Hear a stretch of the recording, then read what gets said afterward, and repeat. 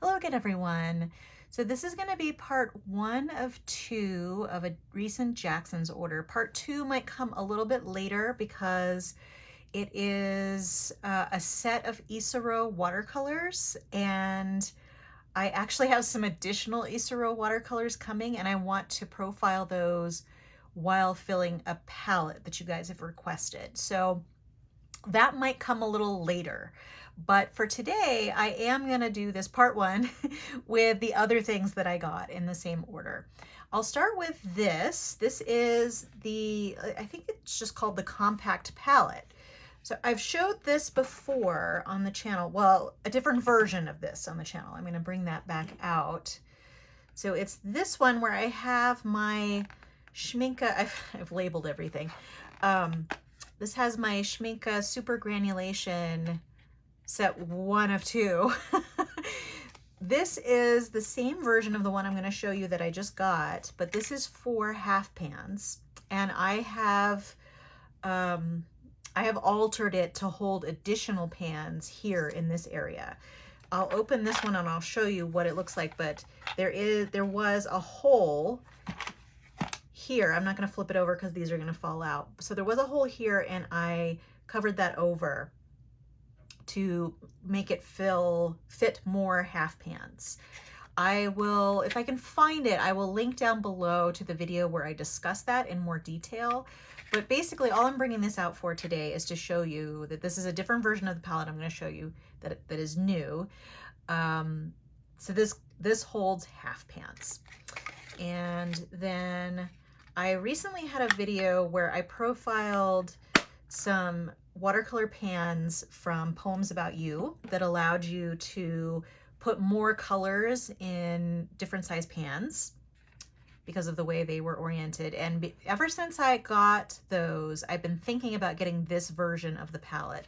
This is the version of the palette that holds full pans, and I'll show you how I already have it set up. Dog fur everywhere, always. I didn't know anything this was by the dog. So this is how I have it set up with these 3 color full pans from Poems About You. I will put a link to the video where I talked about these Poems About You pans, but the long and short of it is they are, I believe, 3D printed. More dog fur in there. I'm gonna have to blow this all out before I fill it, obviously. But as you can see, there is that hole here, and that is meant to be a place where you can hold it with your thumb like this, which I suppose, if you know, because there's nothing on the bottom. Often actually this is a good example, often little metal pans or metal palettes will have this little ring on the bottom so that you can put a finger through and then it won't come off. You know, you can have this palette open and you can hold it and it won't fall off your hand. This, by the way, is set 2 of 2 of my Schmincke Super Granulation watercolors in this one here. But I just wanted to show you that this has a ring here, and this is essentially serving the same purpose. It's so that you can hold on to it. So this one here, I will not be able to hold it that way because I have covered up that hole. Actually, I will turn it over to show you how. See, I've put magnetic tape there so that I could hold more pans. And I don't plan to do that with this one because the number of colors that this will hold with these little triple full pans is plenty. I think it's 36 total that this will hold, and that is plenty of colors to have in one palette. I contemplated putting the 4, because I do have some full pans that have 4 little sections in them from Poems About You, and I just thought that's going to be too many colors in a palette. 36 is a decent size for a palette, but I haven't really decided what I want to fill this with or whether I'll fill it anytime soon, but I did just want to show you the possibilities with these Poems About You pans that are divided up like that. Because this palette normally would only hold full pans. And I actually tried some regular full pans, and they are the same size in here. I'm just wondering what kind of full pans this was meant to hold, because these kind of move around a little bit. I'll probably put some blue tack on the bottom of these pans so that they will stay in there once I actually use it. But it's actually a pretty convenient palette because you have all these mixing areas here, which are pretty large, and they're sunken in, so you could actually put a pretty big wash in each of these. And they do have a divider in between here, so that you could put a pretty decent wash in any 4 of these. So it's a pretty decent palette. The materials it's made out of are a little bit chintzy. You know, it's kind of like a cheap plastic palette, and I think that was people's complaints in the reviews. But I like this palette. I like my other palette. And if I ever do fill it anytime soon, I will show that on the channel. But I'll put a link down below to all of these products at Jackson's, and you can take a look for yourself. All right, I'm going to put that aside, and then I'm going to focus on these. I'm actually going to show this last. I'm going to do some swatching of this, and I'm going to do some mixing with some different colors. This is Schmincke's Random Gray watercolor, and I think this is the first time that they have issued this random gray color in a watercolor. I think they've done it in some of their other lines. I don't know because I didn't fully research that, but I thought this was a really interesting concept. So basically why it's called Random Gray is that this is a mix of leftover pigments that they had, and all of those pigments together make a random gray. So you'll never be able to reproduce this color. That's one thing, you know, if you like to have standard colors in your palette that you don't want to not be able to replace or refill, then this is not a color for you. But I am always looking for fun new colors and new interesting colors. And the swatches that I've seen of this do show some granulation, so I'm really excited about that. But I'm going to swatch this at the end. I'm going to swatch these big ol' honkin' markers here first. So let me get out my Pentalic field book because I'll swatch all of these in the same place. These are 15mm acrylic markers from Molotow, and I have really begun to love this brand of acrylic marker. It writes really smoothly. It doesn't burp. It doesn't flood out of the top of it when you try to prime it. I'll show you that here shortly for all 3 of these. And they do have really nice colors. Their 15mm collection of colors is a little bit more limited than some of the other sizes, but there are more colors than you would find in the oh God, what's the main brand of acrylic markers that everybody gets? Anyway, they also have a 15mm marker, but they don't have as many colors. But this has some cool colors. And these are colors that I love just normally. I've actually swatched one of these on the channel before. It was the Lago Blue. I think I called it Lagoon Blue because I was misreading it. But if I can find that video, I'll put a link down below to that so you can see that one as well. But these are 3 new colors in that 15mm size. I've really been liking these giant markers because they're just so fun. They cover a lot of space all at once, and they're really fun to work with. So I'm getting out a little box cutter here so that I can cut the sticker across the cap there. It doesn't need a lot of pressure, and you probably just could screw the top off without cutting that, and it would probably come off eventually, but this is just for ease of doing that. So I'll do what may end up being the most boring color first, which is this gray. So you have to shake these. I'll shake it off camera here so that I'm not making you dizzy.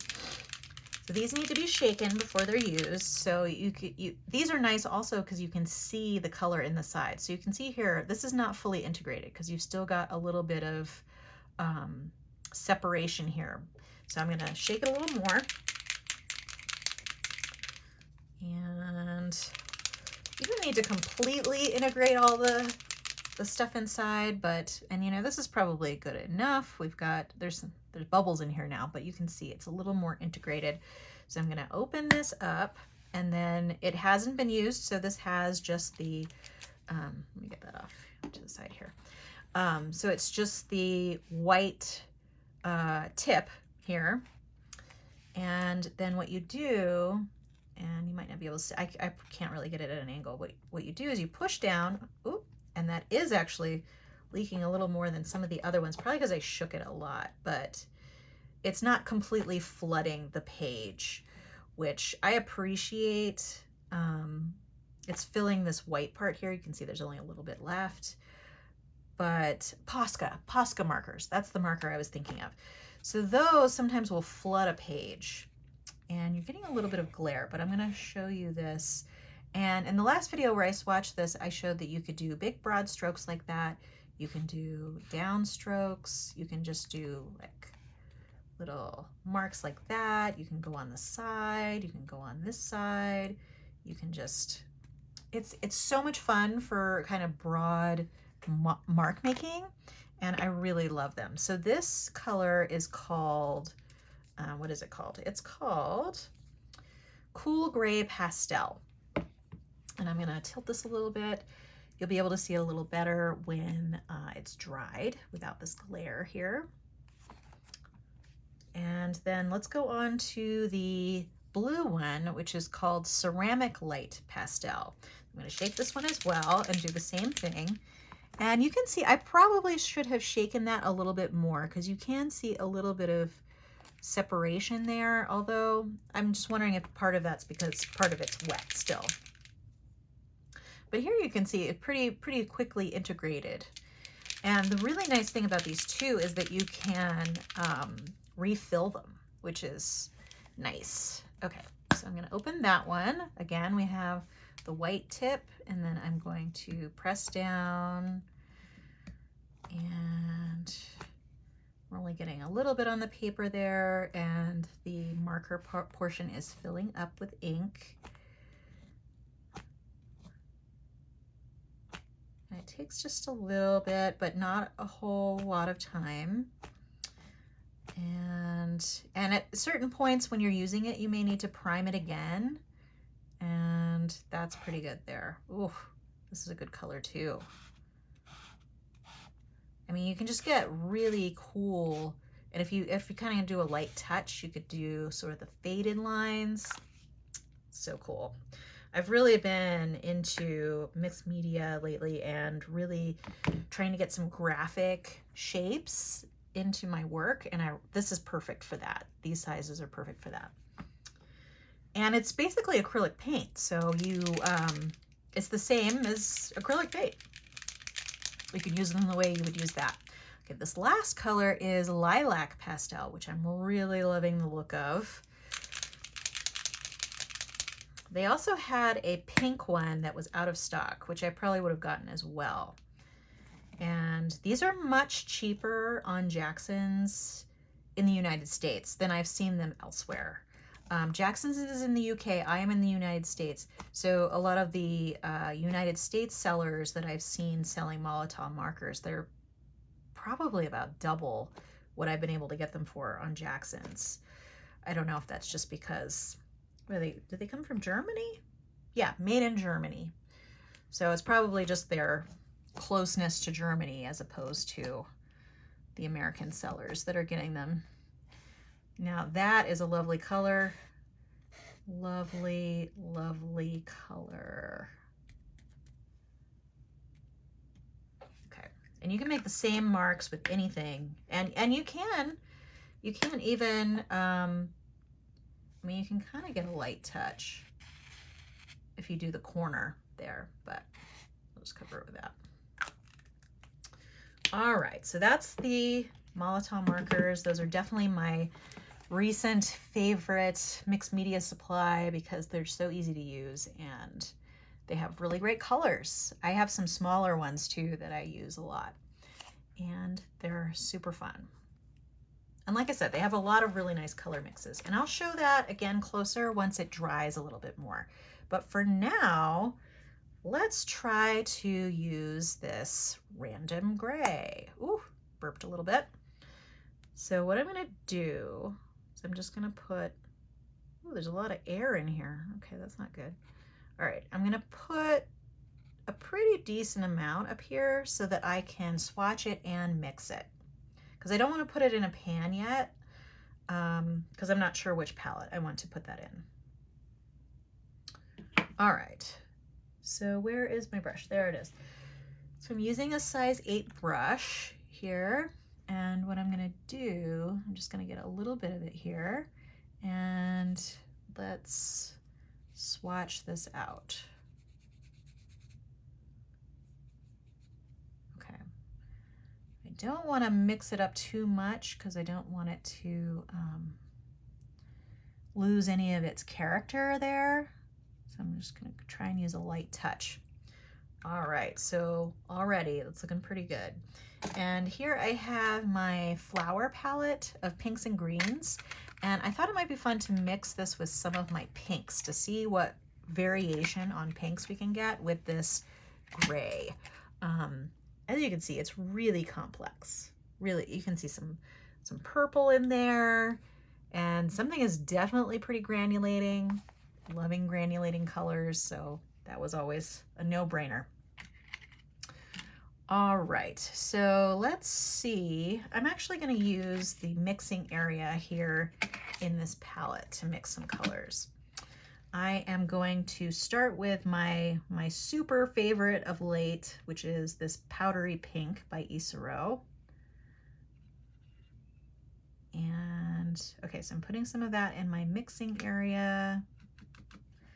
And then, oh, I don't want to waste all that. Actually, let's just mix it on the paper here.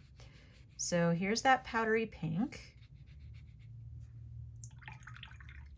And let's mix a little bit of this random gray here. Ooh, that's pretty cool. And that was with more pink and less gray. Let's add just a little bit more to that and see how much darker. And I'm just going to leave it like that. I'm not going to mix it too much. So that's kind of fun. All right, let's get a really bright pink. Let's go with Daniel Smith Quin Lilac, which is a lovely color. Super bright. Okay, there's a little bit there. And then let's mix a little bit more of this gray in there. That was quite a bit of gray, but I figure it's a pretty bright color. It can handle it. Okay, now that's pretty cool. And look at how much granulation we're getting in this first swatch. Oh, so much fun. Okay, so that's Quin Lilac. Let's try Quin Rose, which is very similar, but a little less on the violet side. This is more true pink or magenta. All right, and let's add a little bit of that random gray. I'm gonna get a little bit more than that because I think it can handle it. Yeah, super nice. Look at these dark pink tones. Lovely. Here, I'll tilt it a little bit so you can see it now, and then once it dries a little bit, you'll be able to see it more. Okay, what else do I have in here? I have Holbein's Opera Pink. Let's try that. I don't think the Opera Pink is light fast, so that's something to keep in mind with that one. My water over here is getting super pink. Okay, and let's get more of that random gray. And again, I don't want to mix too much, but that's really, really cool. And look at all that granulation in here. This is awesome, you guys. That powdery pink, oh, super cool. And I don't think I watered these down enough to really get a lot of the granulation showing, but as it's drying, it's doing it a little bit more. Now let's go granulation with granulation, see how that works. I'm going to put Rembrandt Dusk Pink here, which is granulating because it has that PBK 11 granulating black. Okay, let's get a little bit of that gray. And I can see already that the gray kind of pushes the other color away for almost all of these, if not all of these. So let's see, let's let that sit. And what else do I have in here that I want to try? Let's try Wisteria from Daniel Smith. My Wisteria might be a little dirty from mixing with other colors, but let's try it. So this is a little bit more on the opaque side, kind of like the powdery pink. Let's grab some more of that random gray with a little bit more than maybe some of the other mixes. Fun. Okay, I have Holbein's Shell Pink. Let's try that too. Another opaque color, more on the lighter side. Okay, I'm gonna pick up more of that. That was quite a bit. All right, let's just mix it like that and see what we get after it sits. Ooh, this this Rembrandt Dusk Pink is really getting interesting. As you can see, it's really got some cool granulation going. I mean, you're gonna get a ton of granulation with this gray because there's clearly a ton in there. I wonder if they use some of the pigments from the super granulation line that they had left over, maybe. Looks like it. All right, let's go with one more pink. Let's go with one of these pearlescent pinks. I'm gonna go with the Isero Pearly Rose Deep. Really been loving Isero watercolors lately. They're just lovely to work with and the colors are amazing. Okay, it's got a little bit of sheen to it. And then let's mix some more of this random gray. Definitely pushing that away. Let's see if that retains any of the sheen. And then I'm gonna go with a bright greenish yellow. I'm gonna do this Isero Chartreuse, which has become one of my favorite all-time mixing colors. And it's beautiful as is, but really makes some really nice mixes. Okay, we still have plenty of that gray left. I'm wondering if I should mix some more, and that looks beautiful. Let's see, let's try Sap Green too. This is also by Isero, Sap Green. Really bright, vibrant green. And then we'll add some more of that gray. We're almost to the end of the gray. Okay, that's really nice too. Oh my goodness, I'm really loving this gray. Okay, let's see, before we go, okay, I'm gonna try Viridian by Daniel Smith, which is also granulating. Okay, that way I was mixing and I kind of foamed it up a little bit. Okay, the Viridian, and let's get that gray in there. Just gonna not mix it too much because I don't want it to go all over the place. And let's do one last color. I'm gonna do this, I'm gonna do the only blue that's in this palette, which is Isero Boreal Blue, which has a little bit of sparkle in it and kind of goes on the more lavender side of blue. Let's see, yeah, because that'll be pretty much all of my gray here. Okay, so let's just let that sit. I'm trying not to over mix. I've noticed that sometimes I do that, and I'm trying not to. Okay, so here is that gray really watered down. Let's see what we can get with that. I'm going to rinse off my brush, bring these closer up. All right. So that powdery pink and the gray really led to some interesting effects. There's still a little bit of a wet part over there, but I really like the subtle pink that is showing up in here with that gray. Really, really nice. And just the color itself is kind of amazing. Even if, you know, I would buy this if this were a reoccurring color, but sadly it is not. And that was that Quin Lilac. So, which is not a granulating color, and neither is this Quin Rose. And it really kind of creates this nice variation in there. And then this one was the Opera Rose, which I think is actually the least interesting of these mixes. I don't know why. That Opera Rose it's not granulating, but I just feel like this mix is kind of dull for some reason. And it could be me and how I mixed it. And then this one, what was that? That was that, no, this is the Pearly Rose Deep, which you can, is actually really cool because you can see that sheen And then you can see the gray. Oh, so fun. What was this? What did I mix here? Oh, that was the dusk pink. Okay, so that's the Rembrandt dusk pink, which I think is really interesting too, because you're getting the dark granulation from the dusk pink, and then you're getting additional slightly lighter granulation from the gray. Really cool. And this one, which one did I do here? I can't remember. Oh, that was the Shell Pink by Holbein. Or was this? That might have been the Shell Pink.